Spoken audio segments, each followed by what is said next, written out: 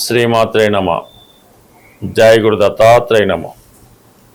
ఈ వీడియోలో మనం మీనరాశి వారికి మే 10వ తారీఖు నుంచి 16వ తారీఖు మధ్యలో జరగబోయే వార ఫలాలను పరిశీలిద్దాం. మరి మీనరాశి వారికి ఈ నెల 11వ తారీఖు నుంచి ధనస్థానంలోకి కుజుడు రాబోతున్నాడు. ఇది మీకు భాగ్యాధిపతి ధనస్థానం అవటం వల్ల కుటుంబ సభ్యుల యొక్క ఆదాయం పెరుగుతుంది. గత కొంతకాలంగా మీతో విభేదించి దూరంగా ఉన్నటువంటి కుటుంబ సభ్యుడు తిరిగి మీ కుటుంబంలో కలుసుకొని మీకు తన సంపూర్ణ సహాయ సహకారాలు అందించడం జరుగుతూ ఉంటుంది. అలాగే కొత్త ఉద్యోగ ప్రయత్నాలు ఫలించడం కానీ, ఆల్రెడీ ఉద్యోగంలో ఉన్న వాళ్ళకి ప్రమోషన్ లాంటిది రావడం కానీ జరిగే అవకాశం ఉన్నది. మరి రవి ధనస్థాన సంచారం వల్ల ప్రభుత్వ పథకాలు మీకు అనుకూలంగా ఉంటాయి. తండ్రి గారి నుంచి కానీ, ప్రభుత్వం నుంచి కానీ, మీ యొక్క యజమాని నుంచి కానీ మీ కుటుంబ సమస్యలు పరిష్కరించుకోవడానికి తగు విధమైనటువంటి సహాయ సహకారాలు అందడం జరుగుతూ ఉంటుంది. సడన్గా కుటుంబంపై మీ యొక్క కంట్రోల్ రావడం జరుగుతుంటుంది. మీరు చెప్పినప్పుడు కొంతవరకు కుటుంబ సభ్యులు మీకు సహకరించడం కానీ, వాళ్ళు మీరు సహకరించడం కానీ పరస్పర సహకారం అనేది జరుగుతుంది. అయితే ఆర్థిక పరంగా కొంత సమిష్టిగానే ఏదైనా పని వచ్చినప్పుడు కలిసి పంచుకోవడం అనేది జరుగుతుంది.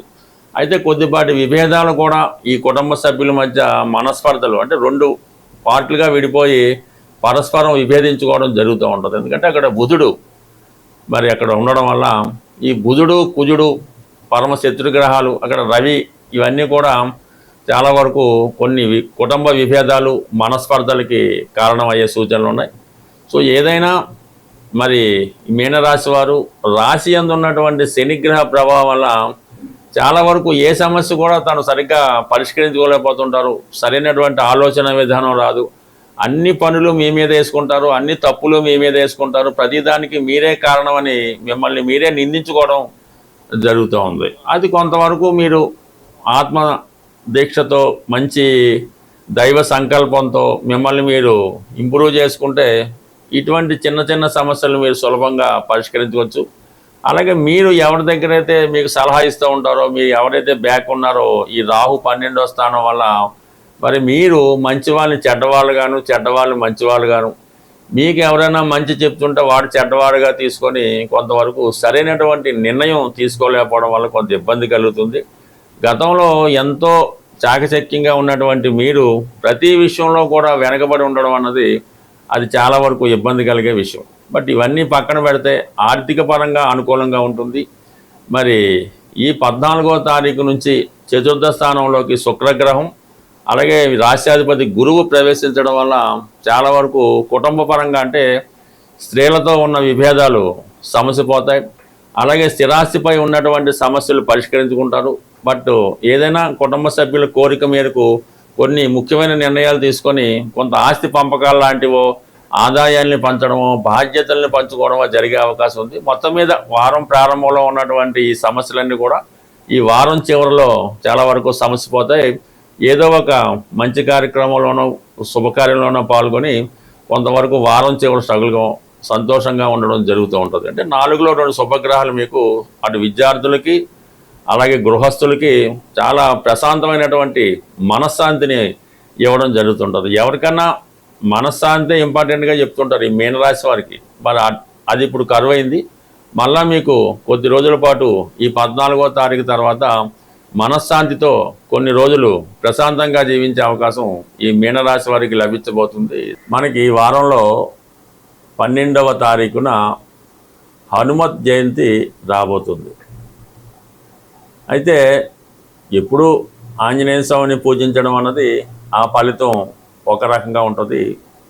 కొన్ని ప్రత్యేకమైనటువంటి పర్వదినాల్లో ఈ స్వామిని పూజించినప్పుడు ఆ ఫలితం మనకి మరింత శీఘ్రంగా వచ్చే అవకాశం ఉంటుంది. అయితే ఈ ఆంజనేయ స్వామి వారికి పూజించే విధానంలో అంటే సాధారణంగా టెంపుల్లో అర్చన అభిషేకం చేయించుకోవడం జరుగుతుంటుంది. మనకి మీరు ఏదైనా ఒక కార్యాన్ని స్వామికి అప్పచెప్పాలనుకుంటారు. మీరు ఏదైనా ఒక కార్యాన్ని స్వామికి అప్పచెప్పాలి, లేదంటే మనం కోరుకోవాలనుకుంటాం.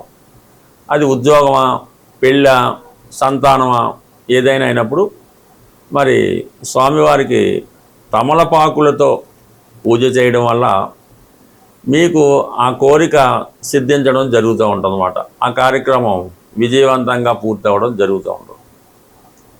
మీకు రుణ బాధలు ఎక్కువగా ఉన్నాయి, అన్నదమ్ములతో విభేదాలు, భార్యాభర్తల మధ్య సమస్యలు, ఇటువంటి ఉన్నప్పుడు స్వామివారిని మంగళవారం రోజు మరి సింధూరంతో అభిషేకం చేయడం వల్ల ఇటువంటి సమస్యలకి పరిష్కారం దొరుకుతుంది.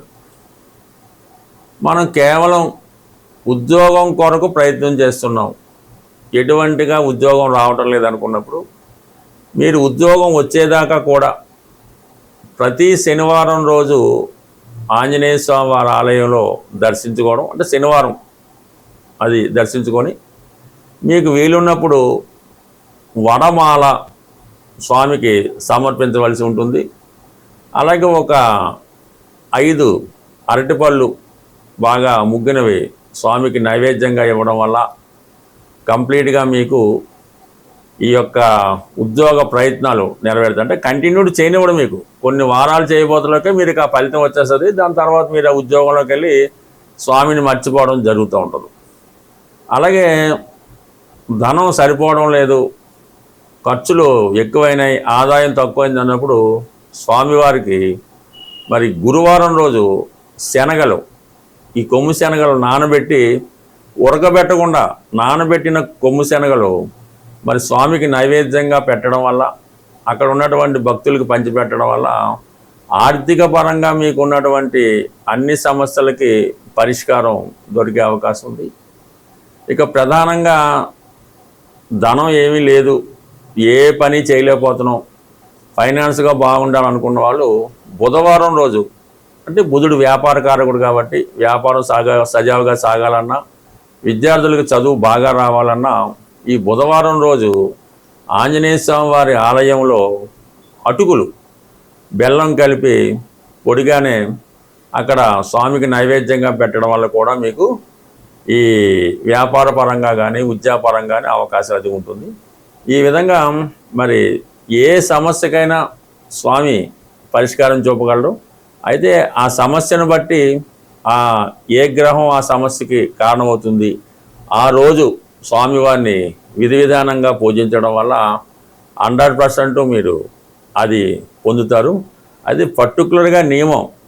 ఈ ఆంజనేయ స్వామి వారిని మనం కోరినప్పుడు ఆ కోరిక తీరేటంత వరకు కూడా మీరు మరి బ్రహ్మచర్యం పాటించక్కర్లేదు, కానీ కొన్ని వాటికి దూరంగా ఉండాలి. అది వ్యభిచారం, అలాగే మత్తు పానీయాలు, అలాగే ఈ మాంసం, చేపలు, ఇటువంటి దూరంగా ఉండవలసి ఉంటుంది.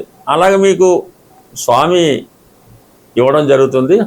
ఇవన్నీ మానేసి మీరు ఒక 40 రోజులు అనుకుందాం, ఒక 5 వారాలు అనుకుందాం అనుకోకర్లేదు, మీరు కంటిన్యూ చేయండి, కంప్లీట్గా మీ సమస్య తీరడం జరుగుతుంది. బట్ ఏదైనా ఒక దీక్ష చేసినప్పుడు కొన్ని వదులుకోవాల్సి ఉంటుంది. అన్నీ కావాలి, అన్నీ చేస్తాం, ఈ స్వామిని చూస్తాం, ఎన్ని పూజలు చేసాం, ఉపయోగం లేదంటే కుదరదు. కంపల్సరిగా కఠినమైనటువంటి శ్రమతో మీరు ఒక యమ నియమాలు పాటించినప్పుడు అది మీ నియమాన్ని బట్టి ఎంత తొందరగా రావడం అన్నది అది నిర్ణయం జరుగుతుంది. బట్ ఏదైనా ప్రయత్నం ఇంపార్టెంటు, దీక్ష ఇంపార్టెంటు. 100% స్వామి తలుచుకుంటే ఇవ్వనిదైతే ఏదీ లేదు. అయితే కొన్ని ప్రసిద్ధ దేవాలయాలు ప్రతి ప్రాంతంలో ఉండడం జరుగుతాయి. అలాగే హైదరాబాద్లో ఉన్నటువంటి కొన్ని ప్రముఖ దేవాలయాలు, వాటిని తెలుసుకొని సందర్శించడం వల్ల బ్రహ్మాండంగా మీ జీవితం లైఫ్ టర్న్ తీసుకునే అవకాశం ఉంటుంది. స్వస్తి.